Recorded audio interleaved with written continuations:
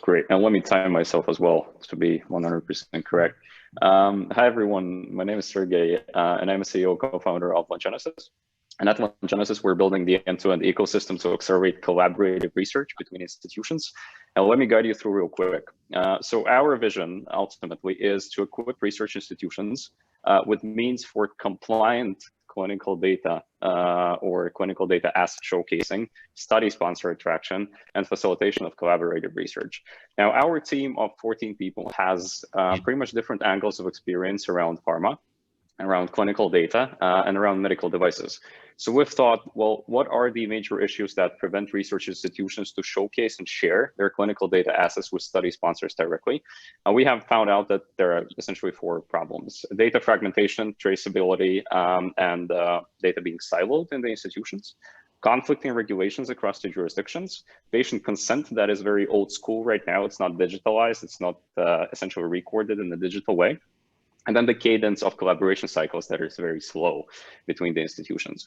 Now, what we have built at Longenesis and validated already is our own vision of our ecosystem, or an end-to-end approach, where we focus around 2 key products of ours. One is Longenesis Curator. Now, Longenesis Curator is basically a handshake space for data publishers, such as biobanks, hospitals, research groups, or even patient associations, and the data acquirers or study sponsors that are willing to query through the data and clinical data assets that the data publishers have and request them directly from the data custodians or the institutions that are holding the data. We will then equip the actual institutions, the data publishers, with our second key product, which is Longenesis Themis, and that is our own in-house built proprietary consent management solution, which provides end-to-end digital consent management and is regionally adaptable to fit the regulation you basically need. We earn our money twofold. We can sell our consent management products as a software as a service, which is a very transparent and understandable model. And the Longenesis Curator, the dashboard, is basically monetized through subscriptions from the study sponsor side. So pharma companies are paying us money for using the Curator interface. We would also charge them success fees for successfully recruited patients or data sets acquired.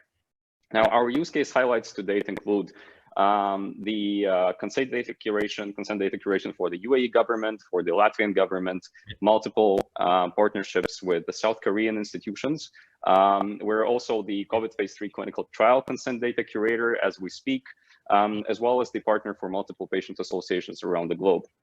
We've been to 500 startups, MedTech Innovator, EIT Health in Europe, and we still believe the best is yet to come.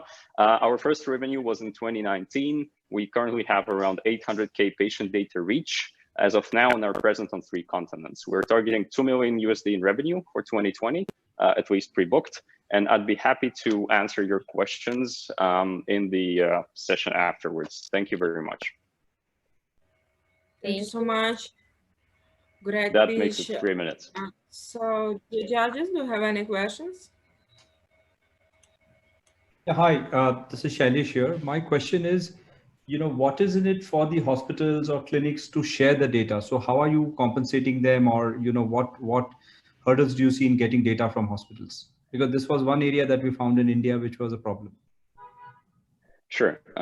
Thank you very much for the question. So there are 2 tricks for that. First and foremost, we do not ingest any data.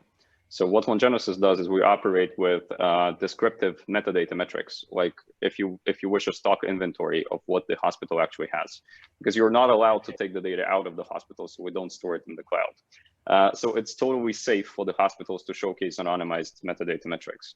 Now, the way hospitals monetize is they basically attract more clinical trial research to their sites, because hospitals here are acting as clinical investigators. So essentially, if you are a hospital and you have patients or you have data sets that you are willing to share, but you don't know how, if you are able to expose them and attract sponsors to your place, you're basically getting paid by pharma or CROs for enhanced clinical trial activity at your site.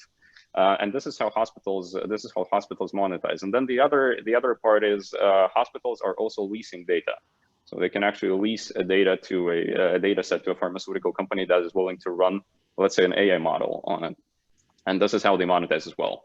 And they're absolutely safe in the process because data still would not leave the site. Yeah, if that answers the question.